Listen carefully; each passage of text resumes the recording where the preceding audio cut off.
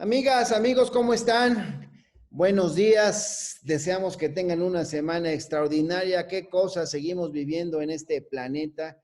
¿Qué cosas seguimos viviendo en México? Y México, que es un país cuya tenemos una enorme cantidad de familias binacionales, entonces estamos muy atentos con lo que está pasando allá en Estados Unidos. Allá nuestros paisanos siguen atentos en lo que está pasando en México. Y bueno, nosotros tenemos ya pues varias semanas de aislamiento como muchas partes del planeta. Hemos decidido que el aislamiento nuestro no sea un aislamiento pasivo, sino que sea un aislamiento activo, y eso ha permitido que estemos organizando todos los días de la semana mesas de diálogo, foros virtuales con especialistas de temas diversos, y como lo anunciamos desde hace varios días, hoy estamos hablando sobre el futuro de las remesas en México. Estamos conversando con migrantes en Estados Unidos y con especialistas en México, y ven en sus pantallas, allá en sus dispositivos, algunos nos ven por celular, otros por computadora, otros por iPad, que tenemos panelistas de lujo a quienes les agradezco muchísimo de verdad que hayan aceptado la invitación para estar con nosotros en este arranque de semana platicando estos temas tan importantes que tienen que ver con lo que pasa con muchas familias en Estados Unidos, en México, que reitero, pues tenemos esta condición de ser familias binacionales. Así es que me va a acompañar un poco conduciendo esta mesa la compañera Natasha Uren. Natasha, pues es una profesionista que se ha dedicado mucho también al tema de los migrantes. Ella, junto con muchos paisanos, es parte de una asociación que se llama Coalición de Migrantes Mexicanos, y bueno, yo la he visto recorrer muchas partes de los Estados Unidos. Muchos me ha tocado acompañarla. Cuando fui senador de la República, ella formaba parte del equipo de un compañero senador, y desde entonces me di cuenta que era una mujer apasionada con estos temas. Y bueno, con ella vamos a estar conduciendo. Ahorita ella va a hablar un poco también sobre los objetivos, pero está con nosotros Marlene Marroquín. Marlene, muchísimas gracias. Te voy a presentar ya un poco más a fondo cuando, hablando de parte de tu currículum, cuando te toque tu intervención. Vamos a tener 2 rondas, pero de entrada, Marlene, muchas gracias. Te respetamos mucho, apreciamos mucho la invitación. Gracias de verdad por haber aceptado esta invitación. Al contrario, mi querida Marlene, está Sergio Infanzón, que es un líder migrante. Yo lo conocí también cuando fui senador de la República como representante de migrantes mexicanos. Hoy es funcionario en una de las municipalidades allá en el estado de California, pero es un hombre que, la verdad, siempre lo he visto muy atareado, ocupado en estos temas, a ver qué hacemos por las comunidades de mexicanos, allá de latinos también, porque bueno, pues allá nos hermana también el español, con muchos paisanos, pero también con muchos hermanos latinoamericanos. Sergio, gracias también por haber aceptado la invitación una vez más. No, muchísimas gracias. Un saludo muy especial y afectuoso a todos ustedes. Gracias. Y está Juan Carlos Moreno Brid, y yo a Juan Carlos, antes de conocerlo en persona, había leído parte de sus investigaciones. Un día estábamos en la Cámara de Diputados en un foro convocado por la Comisión de Presupuesto, por quien era entonces presidente de la Comisión de Presupuesto, hoy es dirigente nacional de Morena, Ramírez Cuellar, Alfonso Ramírez Cuellar, y le dije, oye, yo hasta he tomado parte de tus opiniones, de tus investigaciones, en algunas reflexiones, y bueno, pues con eso, ¿qué quiero decir? Que lo respetamos muchísimo. Gracias, Juan Carlos Moreno Brid. No, quería que le dijéramos doctor, pero tiene un doctorado, y ya que explique sus razones. Bienvenido, gracias por haber aceptado la invitación, mi querido Juan Carlos. Gracias por la invitación, hombre, a ti y a Natasha, y estar con Sergio y Marlene, un gran gusto. Bueno, pues estamos arrancando. ¿De qué vamos a hablar hoy? Pues vamos a hablar de remesas, las remesas que se han convertido en un factor de crecimiento en nuestro país. Sí, en México las remesas aportan, según algunos estudios, una parte importante del Producto Interno Bruto Nacional e impactan directamente en lo que es el desarrollo social, en la mitigación de la pobreza, en el desempleo, en las familias de origen. Las remesas representan también pues un sector aportador de la mayor cantidad de moneda extranjera en el país después de los hidrocarburos. Según el Banco Mundial, México es el tercer receptor de remesas en el mundo. El año pasado se hablaba de 38.5 mil millones de dólares, solo debajo de la India y de China, que allá también son cantidades muy importantes. El Banco Mundial también ha señalado que la economía mexicana es la mayor receptora de remesas en América Latina y, sin embargo, el peso de las remesas en proporción al PIB es mayor en Haití, donde equivalen el 36% de la actividad económica, según esos datos que hemos revisado a nivel internacional. Le siguen Honduras, El Salvador, ambos con 22%. Hoy vamos a hablar de estos temas en esta transmisión en vivo, como las que hemos realizado. Y bueno, ¿por qué no me ayudas, Natasha, un poco para que quienes nos están siguiendo en esta transmisión en vivo en varias plataformas de Facebook, de YouTube, de Twitter, a través de Periscope, un poquito para que sepamos bien los objetivos de este importantísimo encuentro que Natasha Uren me está ayudando a coordinar y por lo tanto, pues también le pedimos que nos ayude a coordinar la mesa. Te escuchamos, Natasha. Primero que nada, gracias, Benja, por dar voz y por darle importancia a estos temas, que van a ser trascendentales para nuestro país en cuanto pase el COVID, ¿no? Porque no solamente, pues, tú lo hablas, ¿no? La caída del petróleo y cómo, ¿no? O sea, bueno, ya veníamos con un rezago de crecimiento muy difícil y muchas veces, pues, dejan las remesas, dejan a los connacionales y dejan a los migrantes a un lado sin poder generar este diálogo que es importantísimo de una nación dividida y binacional, ¿no? Entonces, en especial, tú que eres un diputado de Oaxaca, Oaxaca recibe el 10.1% de su Producto Interno Bruto de migrantes y sabemos que mucha gente no va a estar recibiendo esa remesa y va a haber enojo, va a haber frustración, va a haber incomprensión y entonces un poquito lo que aquí estábamos buscando hacer es justamente ver a nuestros líderes que están allá, ver gente que trabaja, como en el caso de Marlene, en Cámara de Comercio, porque también, pues vamos a ser bien duros de repente con el pariente que no nos mandó este mes los $50 y tal vez nos mandó 10 y tal vez ni siquiera llegó a los 10. Pero si no entendemos qué está pasando allá con nuestros connacionales, qué situaciones se están enfrentando, no vamos a poder ser empáticos los que estamos acá. Y tampoco vamos a saber cómo desarrollar políticas públicas para llenar ese vacío, porque también y yo creo que va a ser otro de los programas que tendremos que hacer. Hemos venido haciendo esta serie contigo, ¿no? Nos estamos echando uno a la semana. La semana pasada hablamos con Sergio Infanzón, con América, con líderes para que nos digan cómo se sienten, cuál es el riesgo de deportaciones, ¿no? Y entonces ya había este sentimiento de, pues es que Trump ya dijo que cierra fronteras, Trump va a deportar, Trump, ¿y a dónde vamos a llegar? ¿Y México está preparado o no está preparado? Y con esta, pues es justamente porque también tal vez algunos van a tener que en la deportación acoger, otros van a dejar de recibir remesas porque no están jalando los negocios de nuestros familiares, amigos, connacionales allá en los Estados Unidos. Entonces, el objetivo de estos foros que hemos venido trabajando contigo directamente es porque un estado como Oaxaca necesita tener el debate público, porque si no lo tienen no va a generar las políticas públicas para suplantar la necesidad que va a haber. Entonces, vamos a hablar en otros más adelante, vamos a buscar especialistas de turismo, vamos a buscar a especialistas de retorno, ¿no? O sea, qué planes puede haber en México para el retorno, justo para que ellos que se comunican digan, bueno, oye, échate un clavado allá, porque están hablando de los dos lados, ¿no? Generalmente era un poco lo que yo decía cuando invitamos a Juan Carlos a participar, era, siempre somos los mismos migrantólogos hablándonos. Queríamos invitar gente que lo ve desde otra óptica y ese es el objetivo de cada uno de estos foritos que estamos organizando. Entonces, si quieres, damos arranque. Y vamos a arranque. La próxima semana nos echamos otro.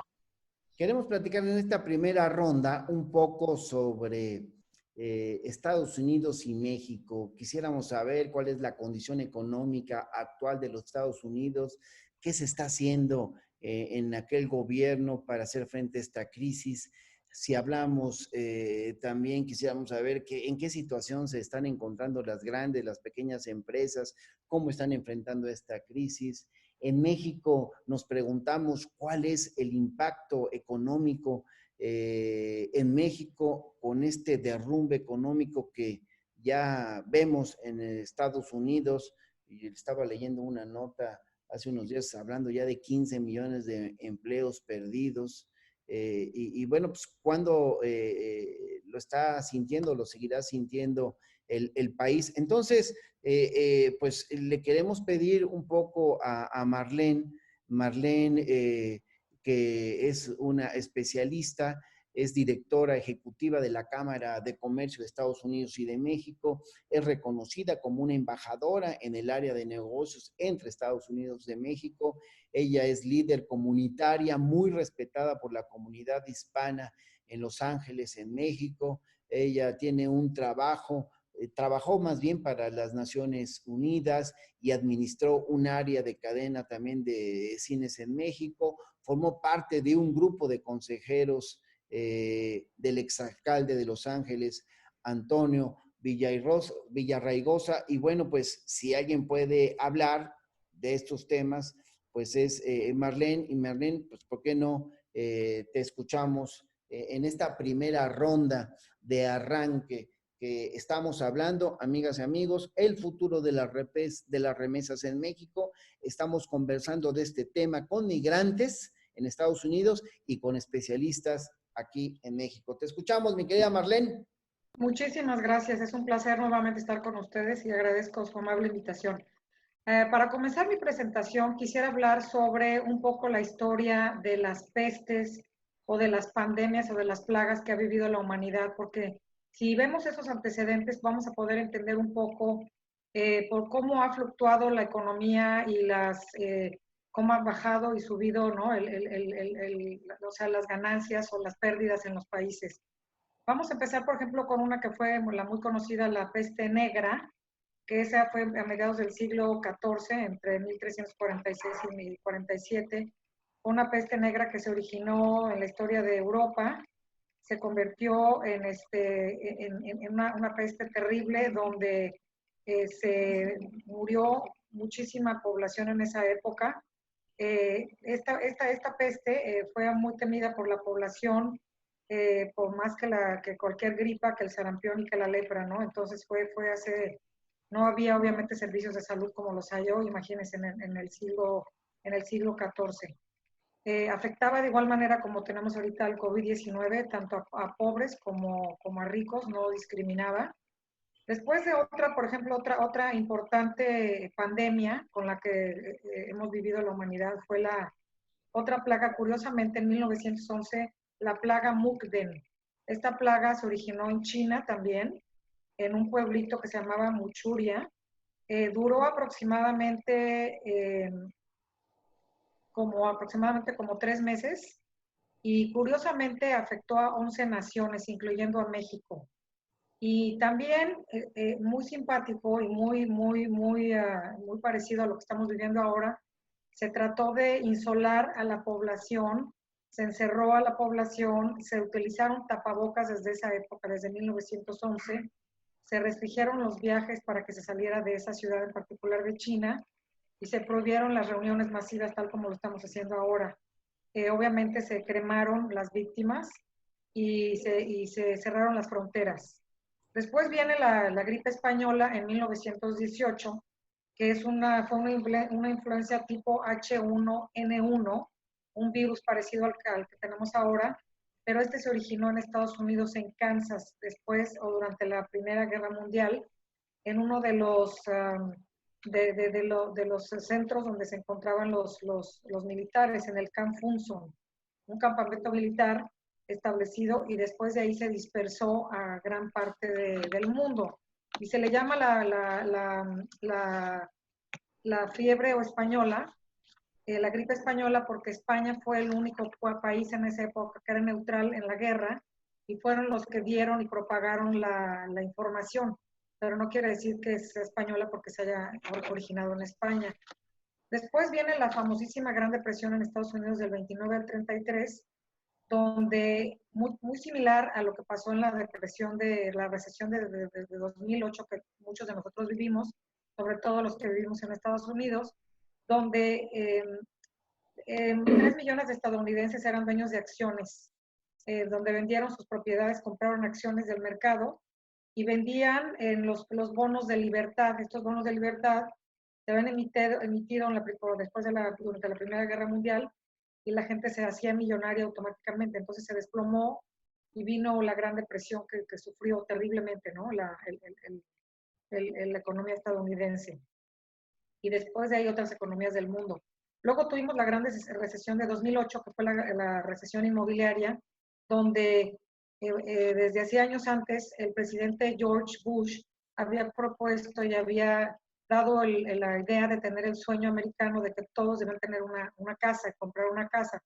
Entonces los intereses del 6% se bajaron al 1%, entonces 8,000 bancos brincaron ante esta gran oportunidad, hicieron todo un marketing para poder promocionar que la gente comprara una casa, y no todo mundo, desafortunadamente, hoy en día y mañana y en 20 años, es sujeto de crédito de comprar una casa porque no tienen un sueldo estable por varias razones desafortunadas, ¿no? Pero en la realidad, entonces todo el mundo compró una casa, y al desplomarse, que no podían pagar la casa, subieron obviamente las bienes raíces. Entonces, al tener una deuda de, por ejemplo, de $1 millón, en esa época la casa valía $200,000, pero ellos tenían esos $800,000 de deuda. Entonces les salía más barato regresar la casa al banco que pagarla, y entonces los bancos se encontraron con una cartera de propiedades, las cuales les afectaron severamente. Entonces se vino un crash otra vez, ¿no?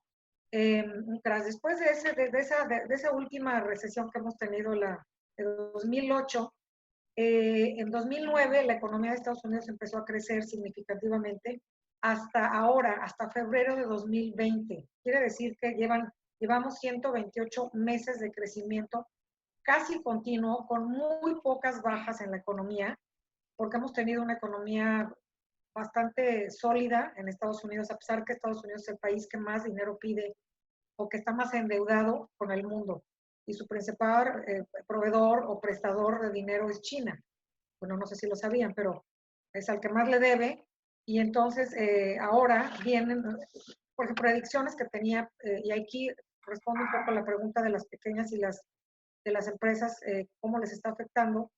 Es que se pensaba y se creía que iba a haber un crecimiento, según Donald Trump, del 3% en la economía antes del COVID, pero obviamente muchos expertos económicos decían que no iba a ser del 3%, que era del 2.25%, pero esas cifras obviamente están cambiando significativamente después de esta pandemia, y ahora se prevé que va a haber no solamente un crecimiento, un descrecimiento del 7% en la economía de Estados Unidos. Bueno, ya Sergio les platicará un poco sobre la cantidad de desempleados que hay en Estados Unidos, pero yo les quiero platicar un poco sobre, obviamente, la importancia del empleo que refleja en este país. O sea, para que las pequeñas y las medianas empresas, yo creo que en todas las economías del mundo, son las que realmente ayudan a mantener una economía sana en cualquier país. Entonces, aquí en el caso de Estados Unidos, hay muchas empresas micro y medianas que se están viendo severamente afectadas, a pesar de los incentivos económicos y las ayudas que está dando el gobierno de Estados Unidos, que también, vuelvo a repetir, Sergio lo platicará más a detalle, pero aún así no será suficiente esta ayuda para poder llevar a cabo el crecimiento de las compañías. Está dando el gobierno está dando ayuda a las empresas de $1,200, de $500 por chico, pero todo depende de cómo se vaya desarrollando el virus. Si el virus lo podemos controlar, es muy probable que tengamos un crecimiento posible en los próximos 2 años, más o menos, es lo que se cree. Si el virus, obviamente, lo podemos controlar antes, quizás antes, pero no sabemos, nadie sabe, es la pregunta de los $58 millones, ¿cuándo se va a reactivar la economía? Nadie sabe, todo depende de cuándo se va a controlar este virus. Y en mi próxima momento que me den la oportunidad de hablar, puedo platicar un poco sobre el crecimiento de las empresas, de la macroeconomía del gobierno y otras cosas, si me permite. Gracias, Marlene. Creo que Marlene pues, habla de temas importantes. Yo he visto algunas estadísticas, porque como que nadie estaba preparado, Sergio, para lo que estamos viviendo, y bueno, pues según datos de algunos especialistas, el único país que va a crecer en lo que resta del 2020 será China, que estará creciendo pues a lo largo de todo este 2020 1%, 1.2 se dice. Todos los demás tienen crecimientos negativos o caídas drásticas de su economía. Y bueno, pues ya hay estimaciones muy optimistas de que se puede recuperar en el 2021 en todo el mundo, pero bueno, pues ya veremos. Son temas que tendremos que revisar. Te quiero dejar, mi querido Sergio, la palabra para que des tu punto de vista, pero insisto en dejar en la mesa algunas preguntas que pueden ser de marco. ¿Cuál es la condición económica actual en los Estados Unidos? ¿Qué se está haciendo?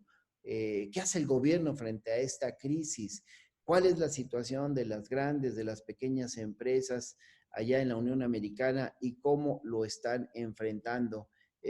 Bueno, pues con toda la confianza, mi querido Sergio, te escuchamos.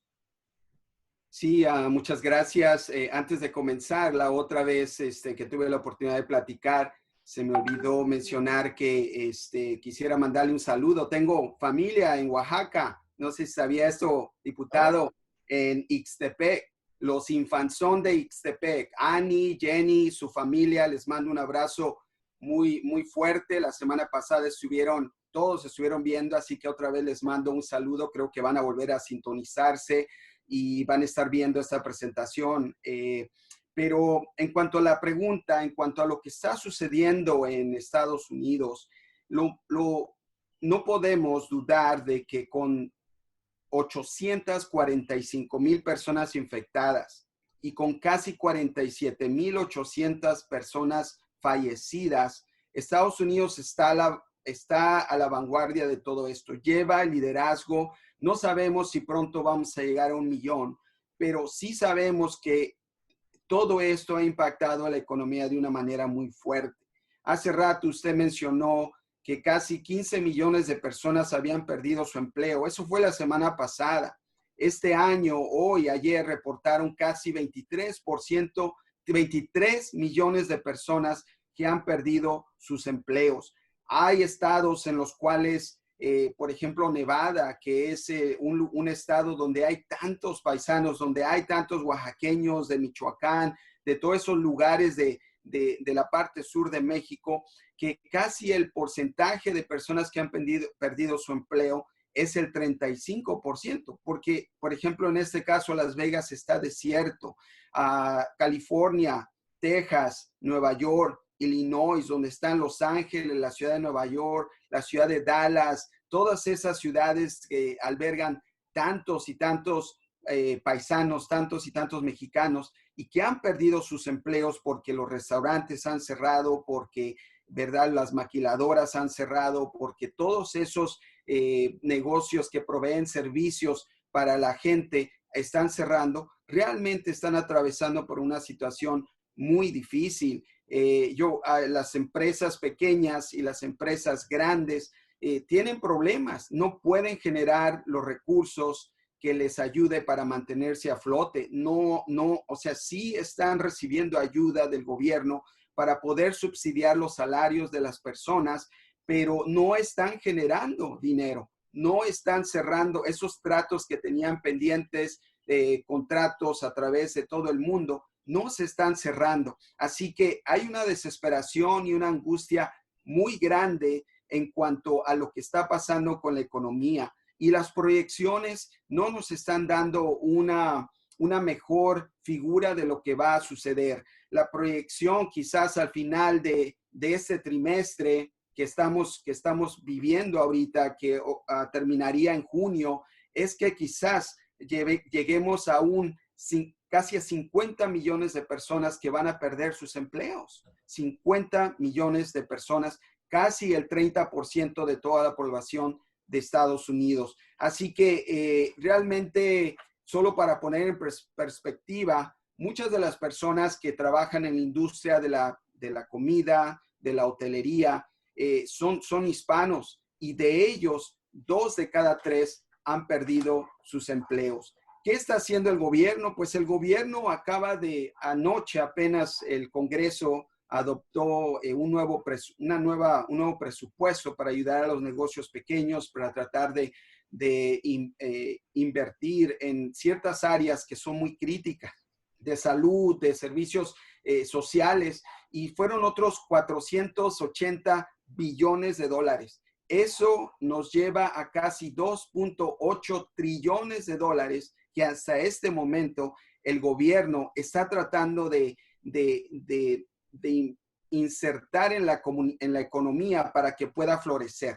Y eso nos da una perspectiva de dónde estamos parados, la situación, cómo va a afectar a los migrantes en primer lugar, y cómo es que en algún momento estas remesas, todo el envío de remesas que se envía a México constantemente, mensualmente, más de 3,000 millones de dólares mensualmente, va a tener un efecto muy, pero muy negativo. Así que estamos poniendo en perspectiva dónde estamos parados como país, y aunque el gobierno está haciendo su parte, de todos modos, va a tener un efecto bastante negativo.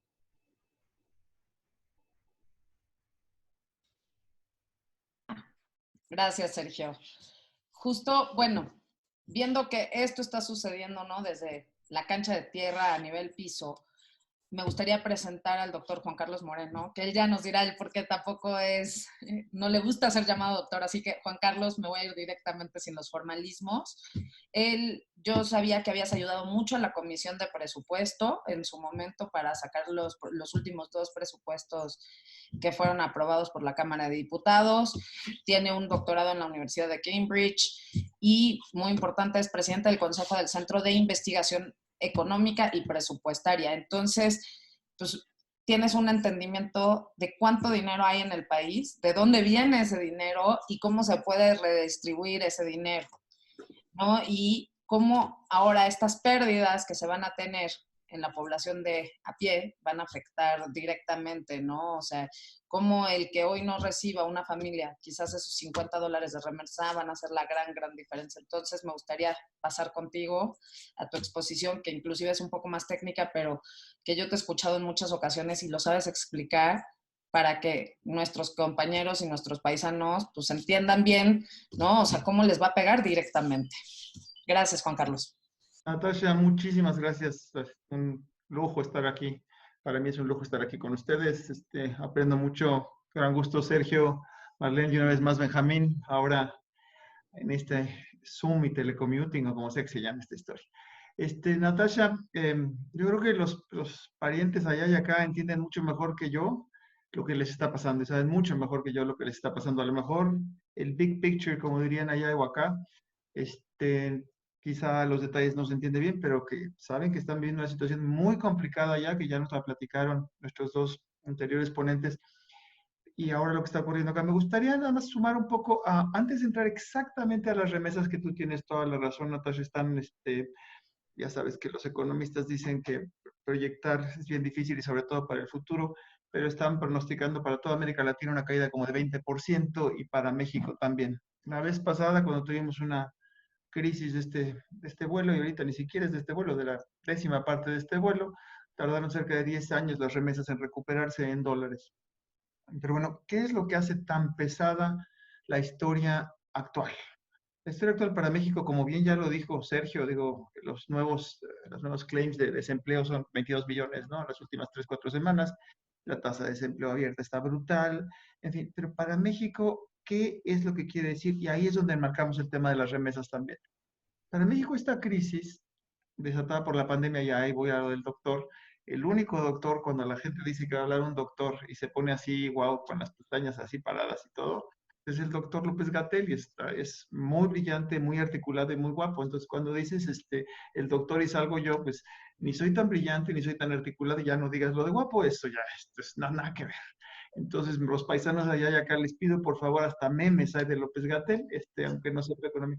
Pero lo que él se dedica a esta pandemia, pues resulta que ha detonado una crisis en México que es el capuchino así lo más denso que puedas imaginar, el express a lo bestia de todos los cafés. Esta crisis mezcla, tiene los elementos de la del 2008-2009, que es una crisis financiera internacional, pero en ese entonces la crisis pegó en Estados Unidos. Ahora tenemos que peguen los dos motores del mundo, Estados Unidos y China, y que además pega en un momento en que las cadenas globales de valor que tanto enorgullecieron pues, a todo el mundo, la verdad, valga, porque el iPhone está hecho en 54 países distintos, pero ahora con una piececita que no se pueda hacer, pues el iPhone ya no se hace. Y no solo el iPhone, los coches y un montón de cosas. Y no se hacen no porque la gente no sea eficiente, sino no se hacen porque la gente no puede ir a trabajar, como el H1N1. Entonces, tienes que no puede ir a trabajar la gente, crisis de oferta, crisis de demanda, porque las exportaciones están en el piso, los flujos financieros están en el piso, volátiles como ellos, como locos. En México, súmale una crisis adicional, que es la caída del precio del petróleo. Entonces, tenemos tres crisis en una sola, que es la crisis actual de la pandemia. No me voy a meter en cómo se está atendiendo en términos de salud, estoy seguro que muy bien, en fin, es otra historia. Pero, ¿cómo agarra a México esta crisis? Esta crisis agarra a México con 30 años de lento crecimiento, como hemos analizado Benjamín y tu servidor en otros foros, 30 años de lento crecimiento. La promesa es que México iba a crecer al 4%, el año pasado, en 2019, la economía estaba estancada. Entonces agarra a México con la economía estancada, pues con un conflicto político interno entre nuestro ejecutivo y nuestro sector empresarial, muy complicado, muy, muy complicado, y con una política fiscal que dista de ser la adecuada. Somos el único país en el mundo que está haciendo políticas procíclicas. Entonces, en todo este vendaval que está viviendo México, pues ahora tenemos también el tema de las remesas en ese sentido. O sea, cualquier mexicano, ya no digas los estadounidenses, por cierto, nací en Oakland, tengo doble nacionalidad, así que, en fin, no hablo mal inglés tampoco. Vivo las dos realidades en cierto sentido. Pero lo de las remesas, habíamos tenido la suerte, Natasha, como tú eres experta, de que era un elemento contracíclico normalmente. O sea, cuando aquí nos iba mal, nuestros paisanos allá mandan dólares y echaban más el hombro. Y además con la suerte de que cuando se devalúa, pues un dólar en vez de ser 20 pesos son 25, y bueno, pues la verdad es que rinde más, ¿no? Pero ahora tenemos que con el golpe allá de las remesas, uno más que le une a nuestros connacionales acá, y uno diría, bueno, seguramente, y vamos a la parte de Benjamín, ya visto como diputado, qué es lo que se podría y que se debería hacer. Pues uno lo que estaría esperando es decir, bueno, ¿cómo le hacemos para que esta gente pueda resarcir su daño, en cierto sentido? Entonces, la gran pregunta es si nuestro gobierno está teniendo programas de apoyo a la gente que está viviendo estos problemas, Natasha. Las remesas, bueno, tuve la suerte, trabajé mucho tiempo en la CEPAL, ahora estoy en la UNAM, me tocó dirigir un par de proyectos sobre el impacto económico y social de las remesas en Centroamérica. Y lo que veíamos, y ahora los estudios más recientes lo confirman, que no es que migren los más pobres, pero sí migran pobres, no, bueno, y ricos también, pero no estamos preocupándonos ahorita de los ricos, aunque deberíamos, porque también la situación del desempleo le pega a todos. Pero para las familias que los reciben, las familias en los estratos más bajos de ingresos, significa comer mejor, significa mandar a los hijos al doctor, significa bienestar, significa, bueno, ya si te pones un poquito más, pues a lo mejor pago de renta, ya no digas inversión. Inversión en general no veíamos en los estudios comparativos internacionales mucho uso de las remesas de inversión, pero sí a cosas sociales. Pero esta gente que recibe remesas en general no está catalogada dentro de los programas del gobierno federal. El gobierno federal está, los que tú sabes, ustedes saben, perdón, Sembrando Vida, Construyendo Futuro, etcétera, etcétera.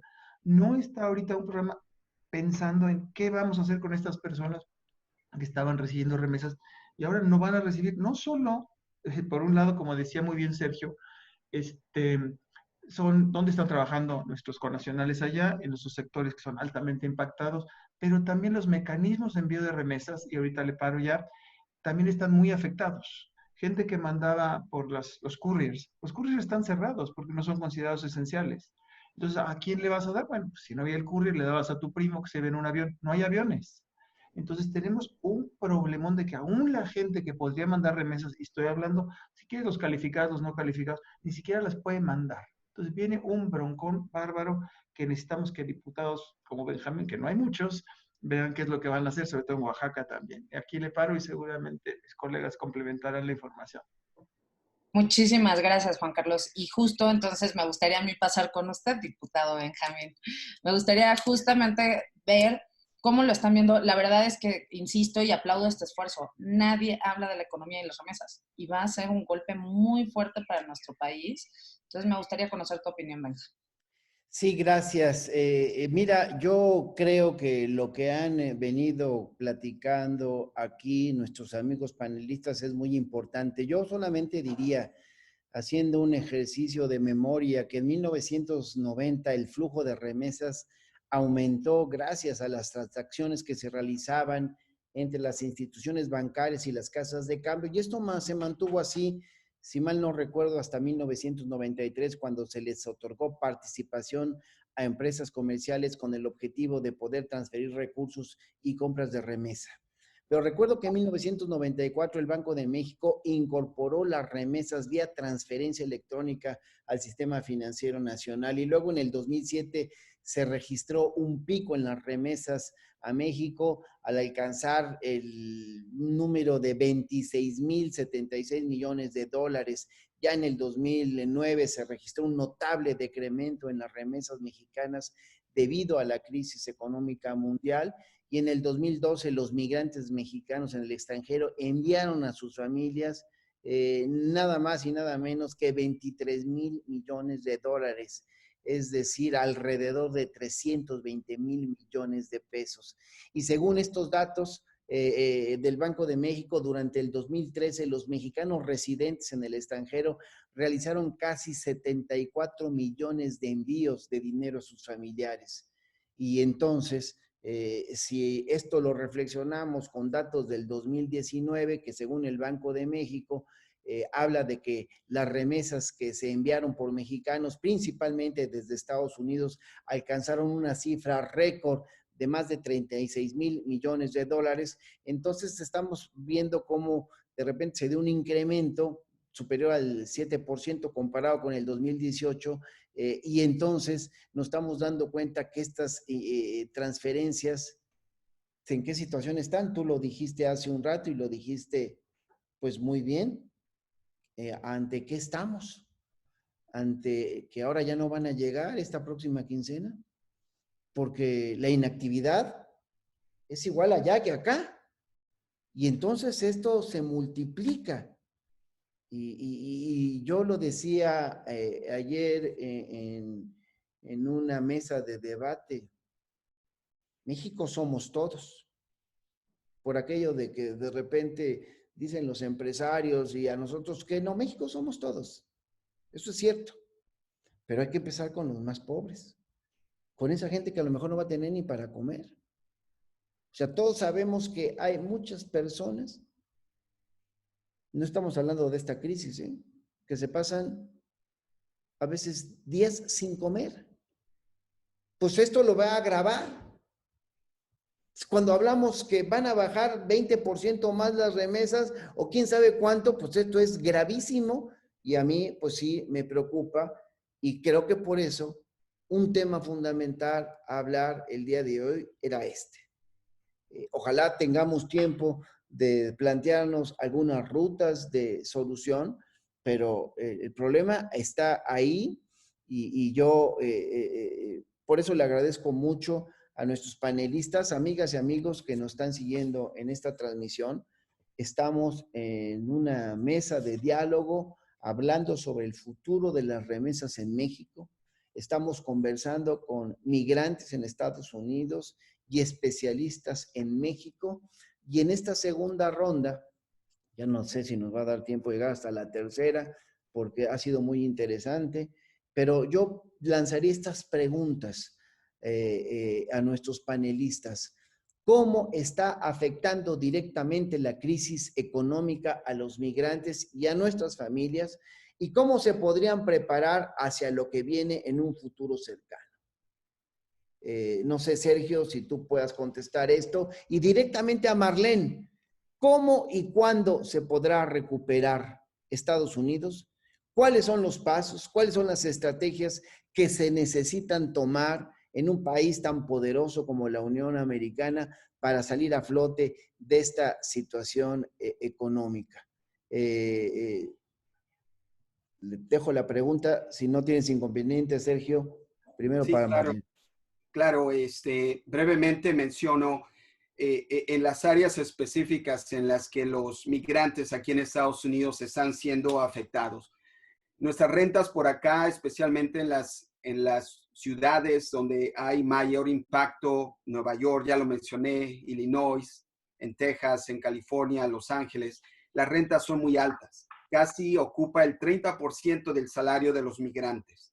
Esas rentas no se van a cancelar, se tienen que seguir pagando. Se ha pospuesto una moratoria que no van a sacar, desalojar a las personas de sus casas, pero tienen que pagarlas. Tienen deudas de tarjetas de crédito. No tienen empleos o no hay entradas. Generalmente no tenemos empleos en general donde recibimos beneficios. Hay casi 10.5, 11 millones de personas que no tienen un estado legal aquí en el país, que no van a recibir la ayuda del gobierno federal directamente. Así que si ponemos todo eso junto, esa es la manera directa como le está afectando a nuestros migrantes. Y quizás la más crítica, donde yo quisiera enfocarme, es que no tienen ahorros. No ahorramos, no nos preparamos para el futuro. Entonces, si yo pudiera poner dos lecciones de una manera práctica, como lo acaba de mencionar el diputado, sería una. Primero, acá en Estados Unidos, que tenemos que prepararnos. La idea siempre es que tienes que tener 6 meses de ahorro, ¿verdad? Por lo menos, de lo que es el gasto de un mes. Bueno, tendríamos que empezar con algunas dinámicas. Acá sí se puede lograr. Lo que pasa es que vivimos una vida un poco más mejor, ¿no? Tenemos varios carros, no tenemos una televisión, tenemos varias televisiones, etcétera, etcétera. Y la segunda, voy a citar, estaba viendo algunos de la información que había en línea y encontré esto, diputado, le va a fascinar porque estoy hablando de un lugar en la Mixteca de Oaxaca. Ellos cuentan con un microbanco que efectúa el pago de las remesas que envían a los migrantes. Son 910 socios, tienen un programa de inversión, ahorro llamado Bono Migrante.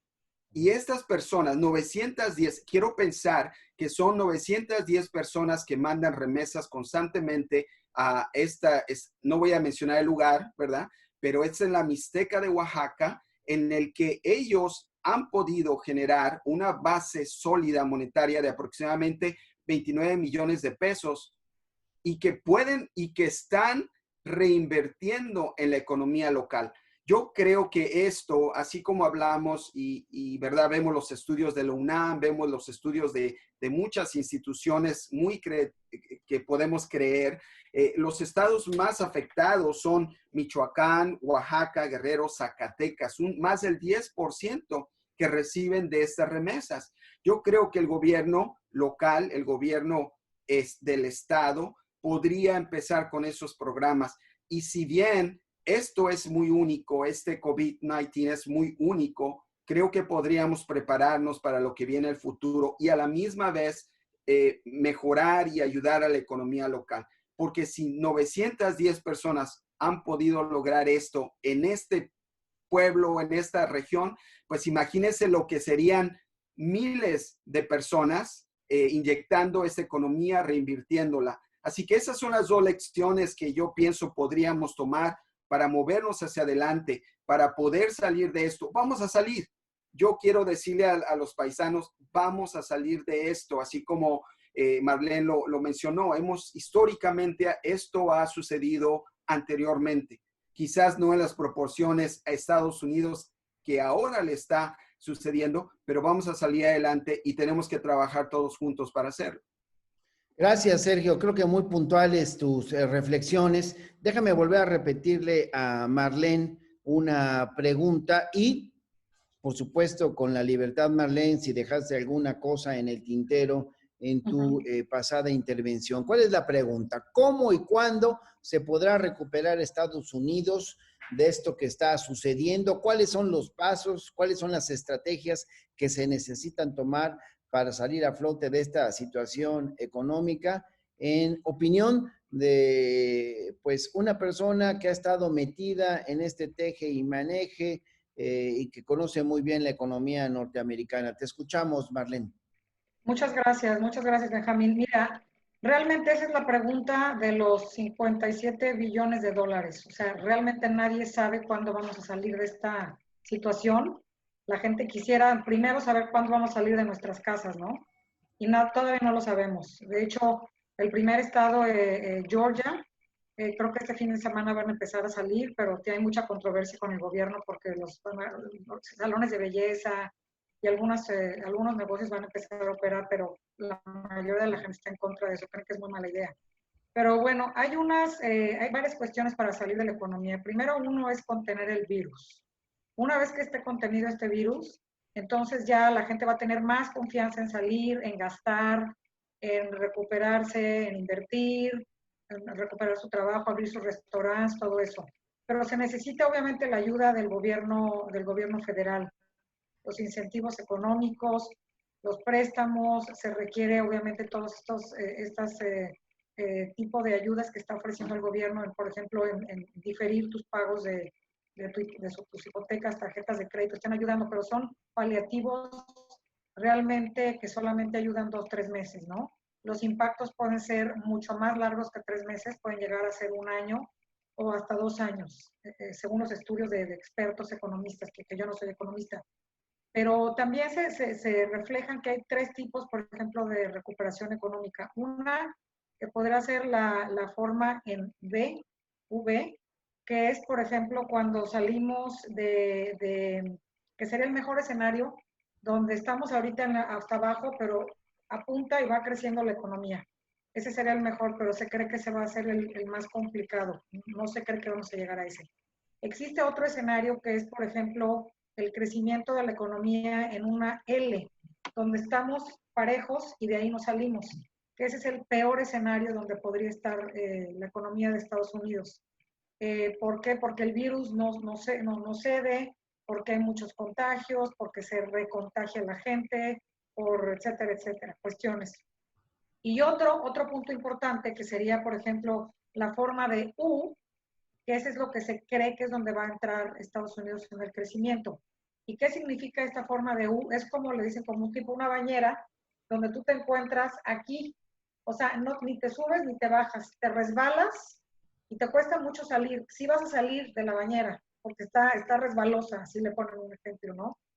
Está mojada, está resbalosa, vas a poder salir adelante y vas a repuntar hacia arriba, pero con dificultad y con tiempo. Entonces, otras cosas, por ejemplo, las soluciones para salir de esta crisis y también cómo va a reaccionar la gente y la sociedad y el mundo en general, no solo en Estados Unidos, pero en todo el mundo, sería gastos moderados de las empresas. El consumidor será más conservador en cuanto la economía comience a recuperarse. Yo creo que esto nos va a cambiar a todos en la manera de comprar y de gastar. No va a ser lo mismo. Muchos expertos señalan que esto va a ser un detonante para los seres humanos en muchos aspectos personales y profesionales. Se van a cancelar muchos viajes innecesarios, salidas a restaurantes, la parte de actividad económica que se va a perder, parte de la economía se va a perder permanentemente. Por ejemplo, creo que la gente va a gastar mucho menos en salir a comer, no solo por el gasto, pero también por la cuestión de la proximidad, ¿no? De la gente, la distancia, que aunque ya no haya virus, siempre vamos a tener mucho miedo. Y creo que también otra cosa importante, el consumidor cambiará sus hábitos de consumo radicalmente. La actividad económica, la recesión y la duración obviamente va a depender del virus. Se habla que a lo mejor va a haber otro virus diferente el año que entra y a lo mejor pensamos que van a existir otros virus en el futuro, no solamente este, y que entonces Estados Unidos tiene que invertir en programas de salud, en el World Trade Organization, como quitó ese presupuesto, pues meterle otra vez a mucho research and development, investigación y desarrollo en cuestiones de salud, que esos van a ser, se habla, pues que son las armas, ¿no? Las armas letales y las armas silenciosas que están atacando al mundo el día de hoy. Se cree que el PIB se va a incrementar, según consultores de McKinsey, que va a durar en los próximos 24 meses. Wow, pues la verdad sí estamos, hemos hablado aquí en este tipo de foros virtuales, pues de un nuevo orden mundial, porque las cosas están de verdad cambiando de una manera impresionante. Hemos escuchado la opinión de dos migrantes que están haciendo mucho por nuestros paisanos allá en Estados Unidos, y desde México pues también estamos haciendo y viendo esfuerzos, vemos las medidas que está impulsando el gobierno federal. Nos acaba de mandar una iniciativa para modificar el presupuesto de este año 2020 el presidente López Obrador. Seguramente habrá más medidas que se tendrán que implementar, pero yo le pregunto a Juan Carlos Moreno Brid, ¿cómo podemos preparar en México? ¿Cómo nos podemos preparar, Juan Carlos, para hacer frente a esta crisis económica que espero sea transitoria y con muchos daños colaterales? Te escuchamos. ¿Cómo nos podemos preparar? Grandísima pregunta. De repente, algunos políticos, no tú, nos dicen que la solidaridad del pueblo mexicano es la que nos va a sacar adelante. Estoy seguro que somos un pueblo solidario, pero Amartya Sen, Premio Nobel de Economía, dice que si hay un bien escaso, es la buena voluntad. La buena voluntad dura cierto tiempo, pero de repente se pone un poco complicado cuando es tu familia contra la mía, llámale contra en el sentido de que algunos pueblos ya no quieren que entre gente de otro pueblo, etcétera. O sea, la pura solidaridad es indispensable, pero es insuficiente. Ahorita que oigo a Marlene hablando de la U y de la B, pues me da una envidia brutal, ¿no? Porque aquí se habla de una caída entre el 6-9%. Estamos, como dirían allá en Estados Unidos, I'm counting. Si eso lo ponemos en términos del PIB per cápita, pues el PIB per cápita caería más del 10%, ya cayó el año pasado y se espera que también caiga el año que sigue.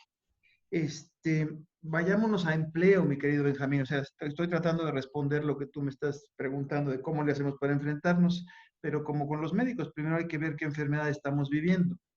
El CONAVID, esta historia del COVID-19, perdón, me parece que es una Comisión Nacional de Vivienda, CONAVID-COVID, pega a la parte social y pega a la parte económica, y de entrada lo que estamos viendo es empleo. En 3 semanas del distanciamiento social, perdió todo el empleo generado el año pasado. 300 y tantos mil empleos se perdieron en solo 3 semanas en México. El año pasado, como tú te acordarás mejor que yo, ya el año pasado la generación neta de empleo había sido 50% menor que en el 2018. Estamos hablando del empleo formal. Si nos vamos al informal, debe ser todavía más dura la historia. Entonces, ¿qué tenemos? Pues tenemos que tener un programa mucho más audaz en términos fiscales. El Banco Central ya está haciendo una política monetaria expansiva, es decir, está dándole a la gente más dinero, a tasas de interés más baratas. Pero, ¿qué vamos a hacer? La gran pregunta, yo creo que queda en el legislativo. Nuestro señor presidente, al cual le tengo un gran respeto, además me da mucho gusto su prioridad, porque primero los pobres y contra la corrupción, pero tiene una visión de que la política contracíclica es neoliberal, y en realidad la única experiencia de política contracíclica para tu auditorio, al que no es economista, quiere decir que en la época de vacas flacas el gobierno sale y gasta. Antes, el Fondo Monetario lo que había hecho es decir, en la época de vacas flacas, o sea, cuando hay un choque externo, lo que hay que hacer es apretarse el cinturón.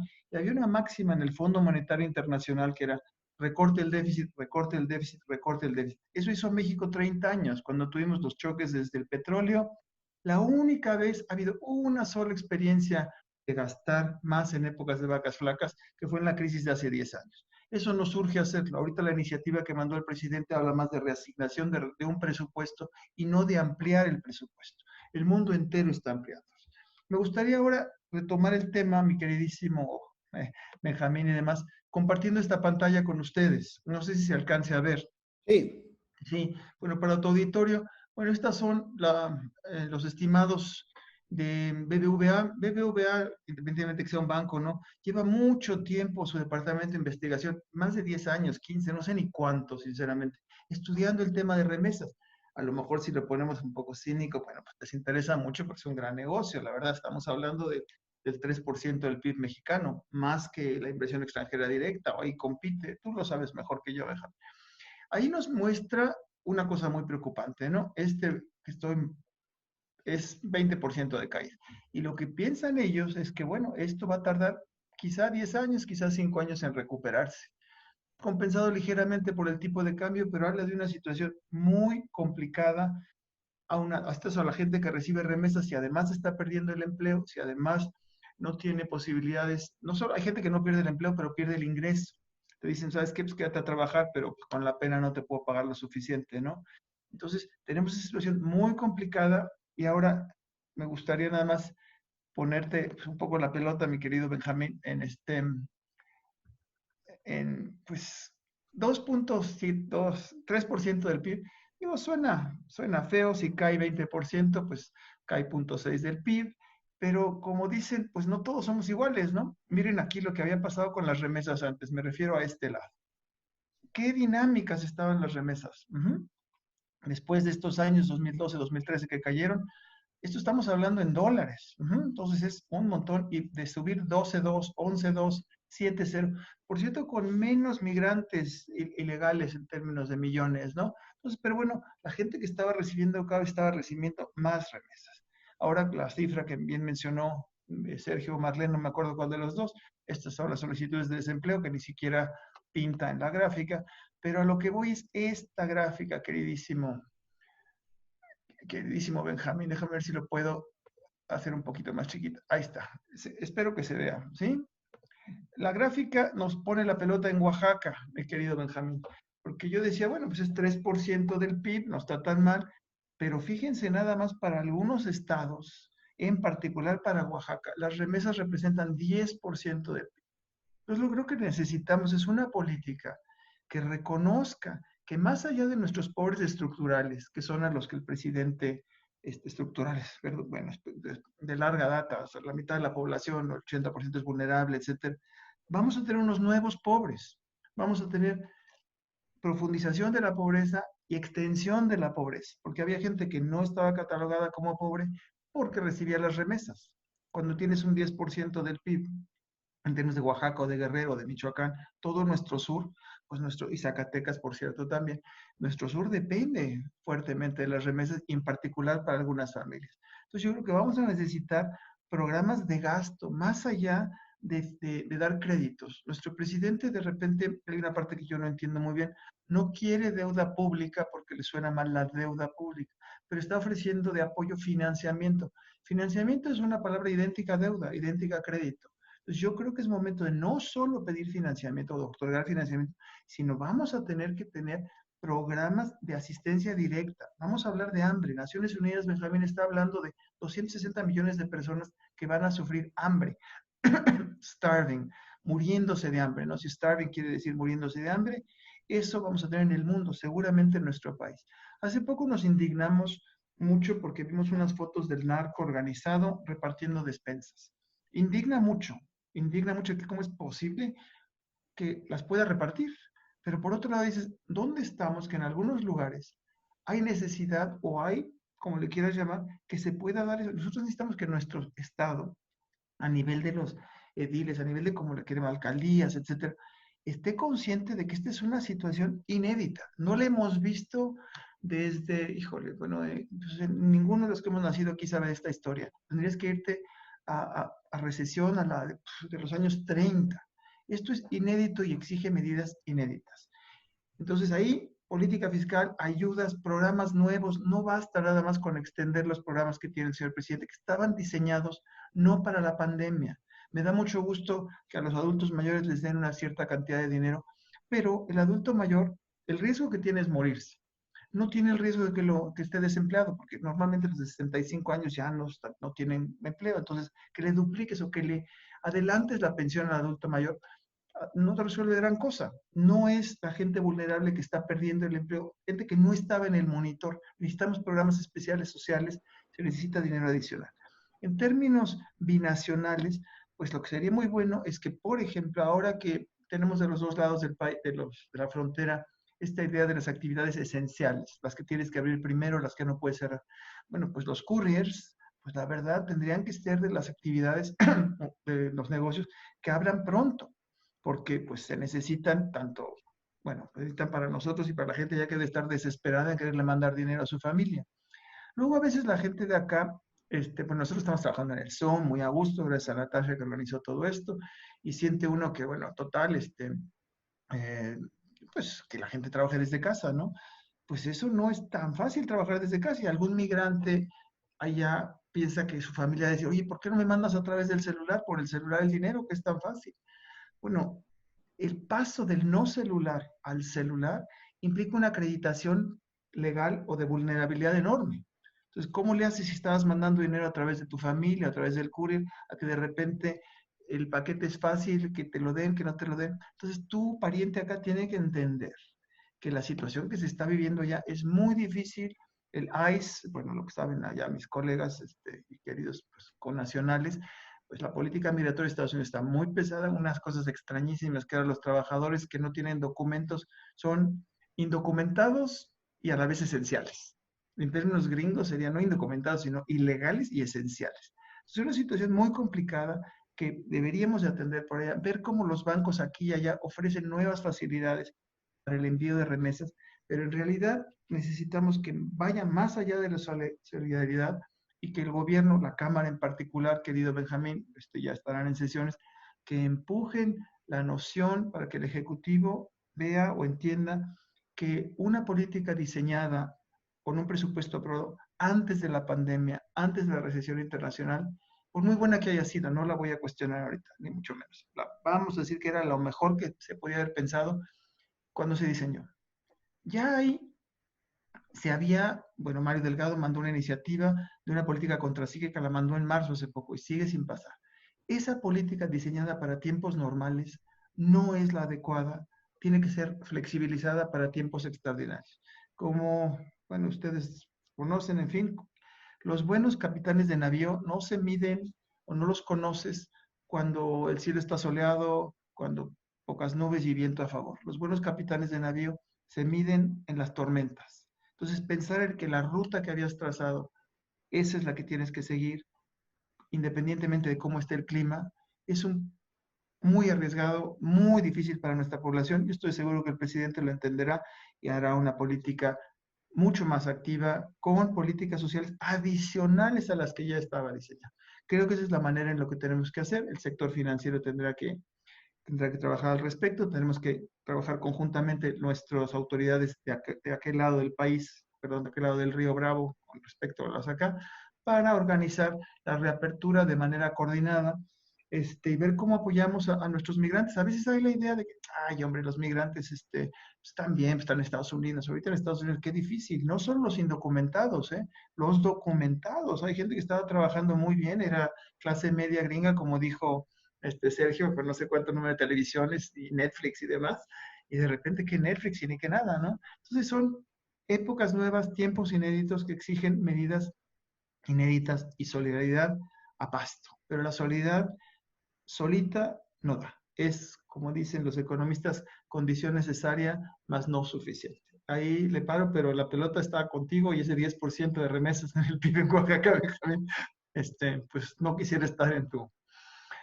Sí, tus terrible, pantalones. terrible el panorama que hemos enfrentado, por eso era muy importante revisar con nuestros líderes migrantes y con especialistas, analistas este tema, porque, pues, ¿quién está preparado? Vemos que el mundo está de cabeza, y lo que hay que hacer es ir tomando las medidas. Yo decía hace un rato y hoy lo reitero, México somos todos. ¿Qué significa? Pues que debe haber respuestas para todos. Aquí la idea es con quiénes empezamos. No es la primera vez que México, quizás no en estas condiciones, porque es una crisis planetaria, pero ha vivido muchas crisis y siempre que se han aplicado algunas políticas que rimbombantemente llamamos anticíclicas, pues no han ayudado a México.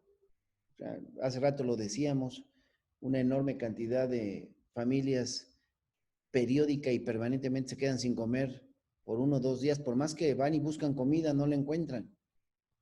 Muchos de ellos están en estos estados del sur-sureste. Sobreviven con el 10%, con ese porcentaje de remesas que les dan. Si en Oaxaca el 10% está viviendo de esto, pues, y deja de recibirlo, se va a convertir en un tremendo problema, sin duda alguna. Yo creo que debe haber medidas de apoyo, primero, sí, para los más pobres, pero también para la clase media, también para el sector empresarial, empezando, pues obvio, si vamos a apoyar a los empresarios, primero a los micro y pequeños empresarios, después a los medianos empresarios y también a los grandes, pero no como antes. El FOBAPRO es de puros grandes empresarios. Socializaron sus pérdidas y todos las pagamos. La receta de antes, yo si de verdad lo digo en plan serio, pues si estuviéramos en un gobierno como los de antes, ya se hubiera pedido el crédito al Fondo Monetario Internacional, al Banco Mundial, ya estarían abriendo las líneas de crédito, ya se hubiera declarado desastre nacional y los recursos del Fonden, y se los iban a chingar todos como se lo hicieron durante tantos años. Entonces, ahora lo que tenemos que ver es cómo le hacemos. A mí me queda claro que el entorno es extremadamente preocupante, pero creo que las reflexiones de ustedes nos sirven para impulsar las medidas que sean necesarias.